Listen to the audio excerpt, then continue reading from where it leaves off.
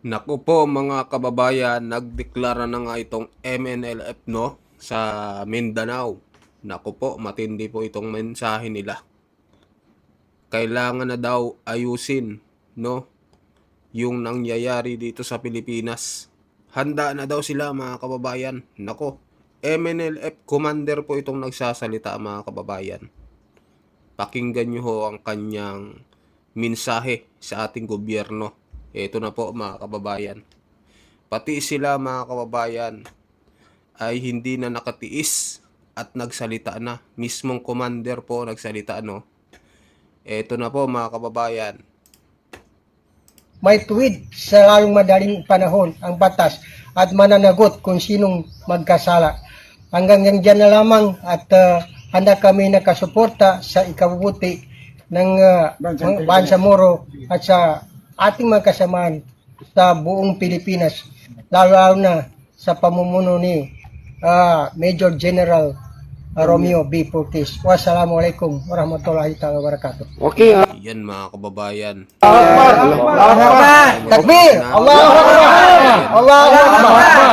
okay, yes, Naghihintay na lang ata sila ng hudyat mga kababayan. magandang hapon po sa lahat mga kabansamoro, Luzon, Visayas, Mindanao. As of now, nandito po tayo sa area of responsibilities, particularly dito po sa bayan po ng Dato Saudi, Ampatuan, Maguindanao. Kasalukuyan nasa Barangay Salvo po tayo sa satellite camp. Brigadier General Ismail B. Salik po, ating mapanayam at makakausap ang Commanding General Moro National Liberation Front, National Guard Command.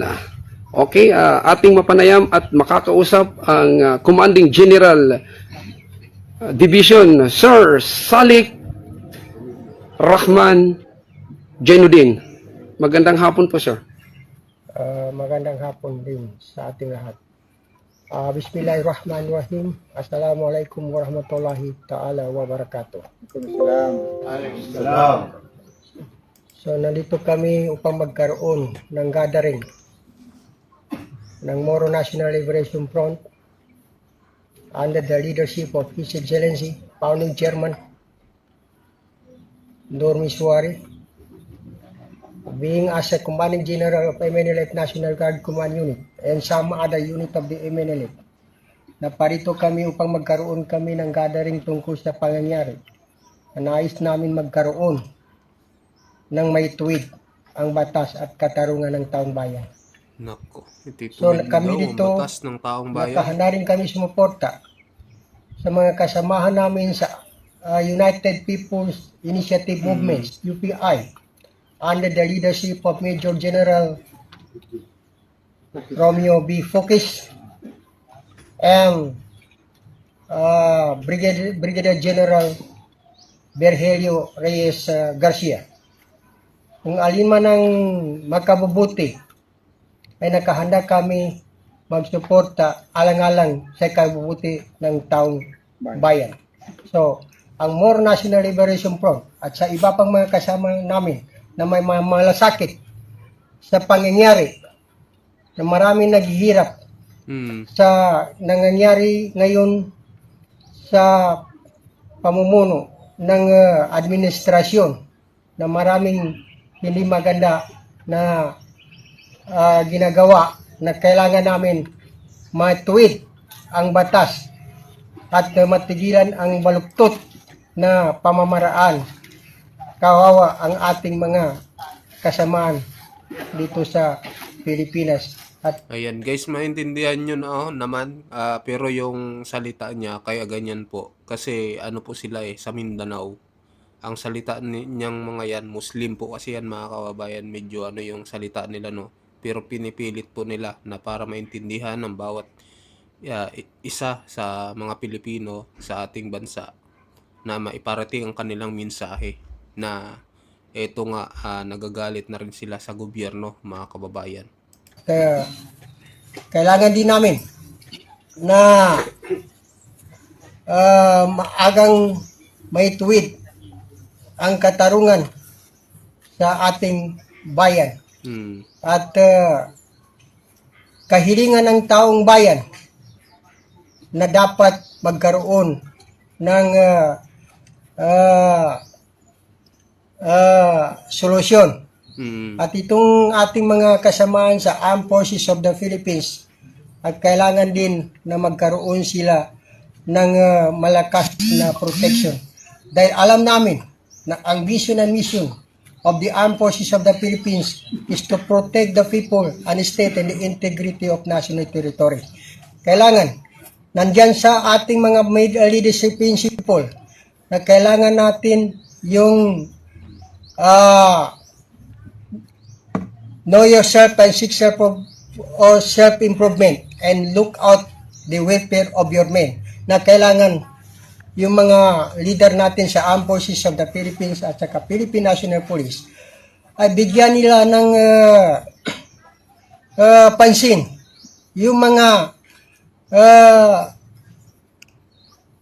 pagpahamak sa mga mahihirap na tao at kailangan din natin may tuwid sa lalong madaling panahon ang batas at mananagot kung sinong magkasala. Hanggang dyan na lamang at handa kami nakasuporta sa ikabubuti ng Bangsamoro at sa ating mga kasamaan sa buong Pilipinas, lalo na sa pamumuno ni Major General Romeo B. Fortis. Wassalamualaikum warahmatullahi ta'ala wabarakatuh. Okay,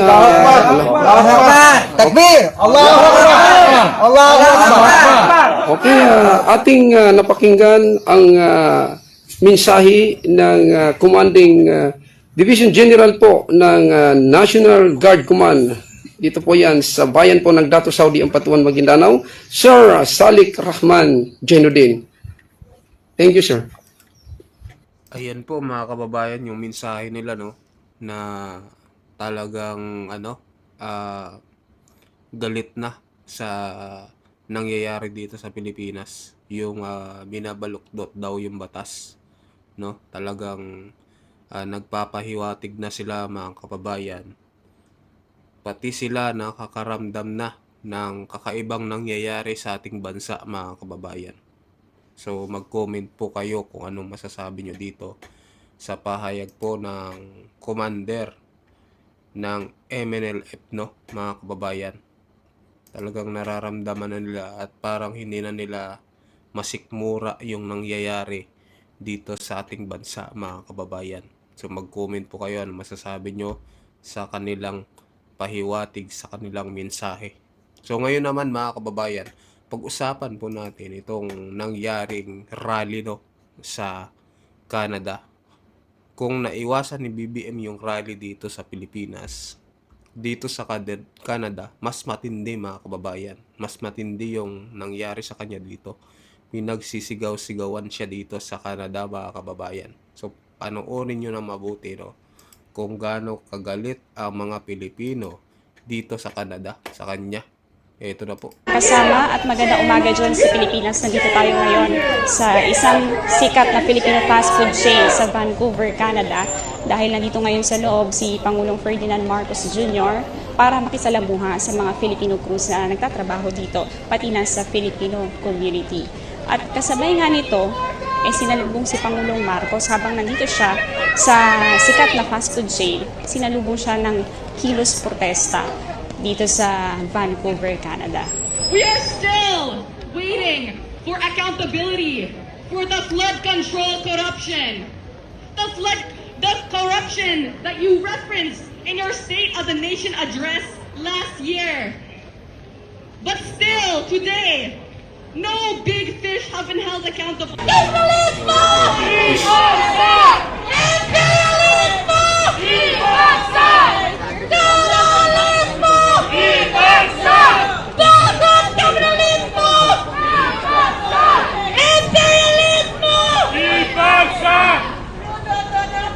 Thank you!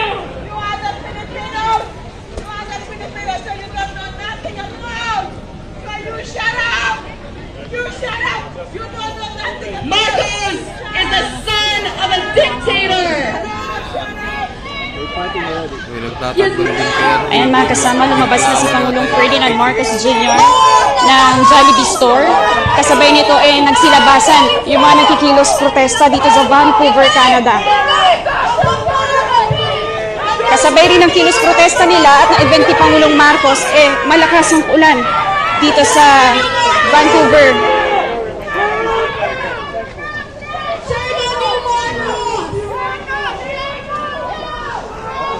Sorry. Galit mga kababayan. May ganyan pa mga rally din sa Canada, no? Ang ginigit naman ng kikilos protesta, hindi raw welcome si Pangulong Marcos dito sa Vancouver, Canada. At pinapanawagan nila na mabigyan ng hustisya yung nangyayaring korupsyon sa Pilipinas. We wait because they're other side of the motorcade. Ayan, hanggang dito sa paglalakad ni Pangulong Marcos, sinusundan siya ng mga nagkikilos protesta.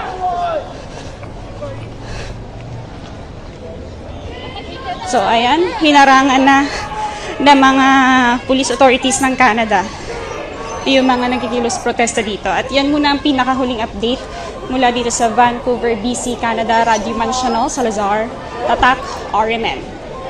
Ayan mga kababayan, ano masasabi nyo dito sa nangyaring rally sa Canada, no? May ganito palang rally din na galit din dito sa Pilipinas. Galit na galit din doon sa Canada yung mga Pilipino. At hindi daw welcome si BBM doon sa Canada. Yun yung pinagkangalantaran nila mga kababayan. Pinagsisigawan nila. So mag-comment po kayo mga kababayan, ano masasabi nyo dito sa nangyayari sa Canada, no? Na talagang binanatan si BBM ng mga rallyista doon na mga Pilipino na talagang galit na galit at inilabas ang kanilang mga saloobin, yung kanilang galit na damdamin na nagbabaga sa apoy. Talagang inilabas nila mga kababayan dahil minsan lang naman pumunta doon daw si BBM, no? Talagang binanatan nila ng sobra. Ano kaya ang masasabi ni Auntie Claire dito mga kababayan pag napanood niya to? So ano bang masasabi nyo mga kababayan? Mag-comment po kayo kung ano ang pahayag nyo dito sa nangyaring rally sa Vancouver, Canada. So sa mga bagong pasok po dyan, huwag nyo pong kalimutan mag-subscribe sa ating YouTube channel. At yan po, 400,000 mahigit na po tayo mga kababayan. So patuloy-tuloy lang. Baka sakaling maabot natin ang 1,000,000 subscriber. So maraming salamat po sa inyong pagsuporta sa ating YouTube channel. So hanggang dito na lang po mga kababayan. Maraming salamat po sa inyong lahat.